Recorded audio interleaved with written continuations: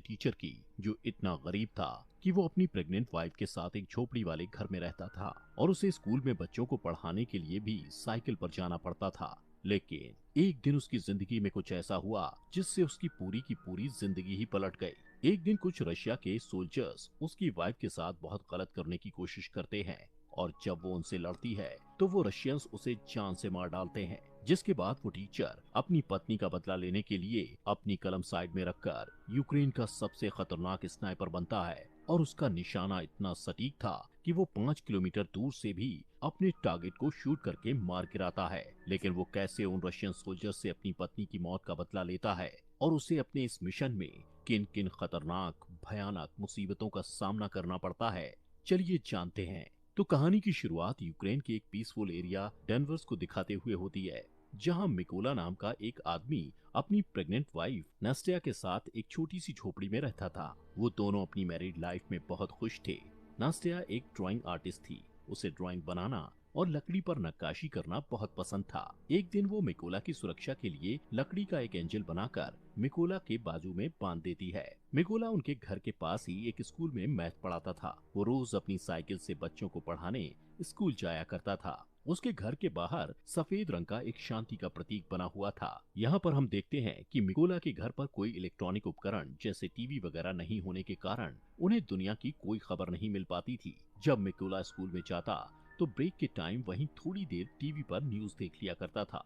ऐसे ही एक दिन टीवी पर दिखाई जा रही न्यूज से उसे पता चलता है कि यूक्रेन की राजधानी में प्रोटेस्टर्स को मारा जा रहा है और रशिया यूक्रेन पर हमला करके उस पर कब्जा करना चाहता है। अब इस खबर को सुनने के बाद निकोला क्लास में बच्चों को पढ़ाने के लिए जाता है और वो बच्चों को बड़े प्यार और अच्छे तरीके से पढ़ाता है। लेकिन इसी क्लास में इवान नाम का एक बदमाश लड़का भी पढ़ता था, जो मिकोला को बिल्कुल भी पसंद नहीं करता था और इसीलिए उसे जब भी मौका मिलता तो वो मिकोला की इंसल्ट करता और मिकोला को स्कूल से हटवाने के बारे में ही सोचता रहता। पर मिकोला उसकी हरकतों से कभी गुस्सा नहीं होता था।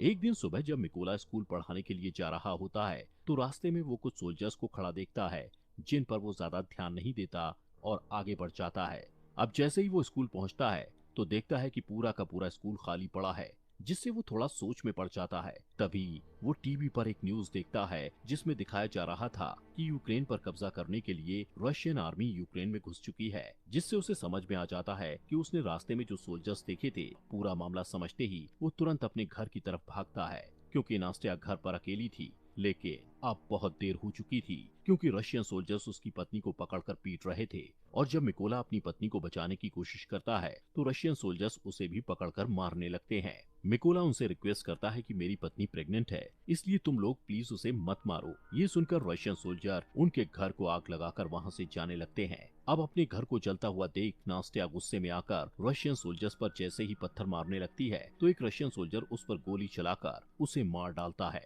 मिकोला अपनी वाइफ की बॉडी के पास बैठकर फूट फूट कर रोने लगता है। कुछ घंटे बाद 2 यूक्रेनी सोल्जर्स मिकोला के पास आते हैं और उसकी पहचान करने के बाद उसकी पत्नी नास्टिया के लिए दुख प्रकट करते हैं और उसके लिए कब्र खोदकर मिकोला को कहते हैं कि अपनी पत्नी को यहाँ दफना दो। मिकोला अपनी पत्नी को उस कब्र में दफना देता है। अब क्योंकि रशियन सोल्जर्स ने उसके घर को जला दिया था और उसकी पत्नी को भी मार डाला था, इसलिए अब वो बदले की आग में जल रहा था कि कब वो रशियन सोल्जर्स से अपनी पत्नी की मौत का बदला लेगा। इसलिए वो यूक्रेन सोल्जर्स को रिक्वेस्ट करता है कि मुझे भी अपने साथ ले चलो और मैं भी यूक्रेन आर्मी में शामिल होना चाहता हूँ। ये सुनकर यूक्रेनी सोल्जर्स उसे अपने साथ मिलिट्री बेस में ले जाने लगते हैं, लेकिन जाने से पहले मिकोला लकड़ी के उस एंजल को अपने पास रख लेता है जो उसकी वाइफ ने उसकी सुरक्षा के लिए बनाया था। जब वो मिलिट्री बेस में पहुंचते हैं तो वहां उनका कमांडर मिकोला को आर्मी में शामिल नहीं करता और कहता है कि ये बंदा जासूस भी हो सकता है। लेकिन मिकोला कमांडर को कहता है कि रशियन सोल्जर्स ने मेरे घर को जला दिया और वो लोग मेरी पत्नी को मेरी आंखों के सामने मारकर वहां से चले गए, इसलिए मेरे पास अब जीने की कोई वजह नहीं बची और मैं रशियन सोल्जर्स को मारकर ही दम लूंगा और अपने देश को बचाऊंगा ताकि रशियन सोल्जर्स किसी और के घर को ना उजाड़ें। ये सुनकर कमांडर मिकोला को यूक्रेन आर्मी में भर्ती कर लेता है और उसकी ट्रेनिंग शुरू हो जाती है।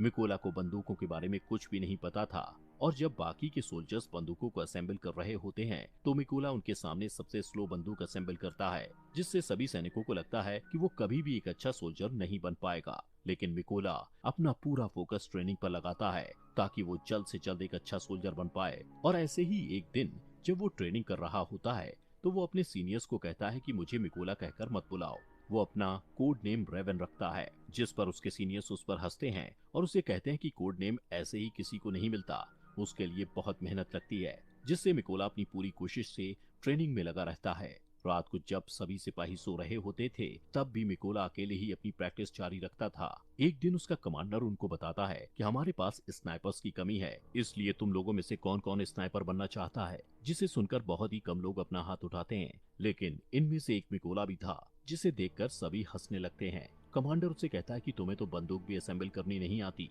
तुम कभी भी स्नाइपर नहीं बन सकते।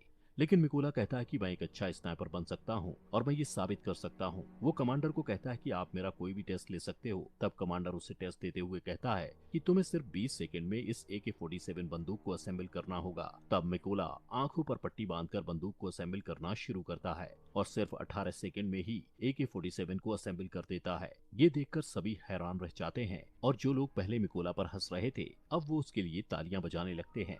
इसके बाद मिकोला की स्नाइपर ट्रेनिंग शुरू हो जाती है और मिकोला स्नाइपर की ट्रेनिंग को पूरी जी जान से सीखने लग जाता है। ऐसे ही कुछ दिनों बाद वो दिन आ जाता है जिस दिन इन सभी स्नाइपर्स को बंदूकें दी जानी थी।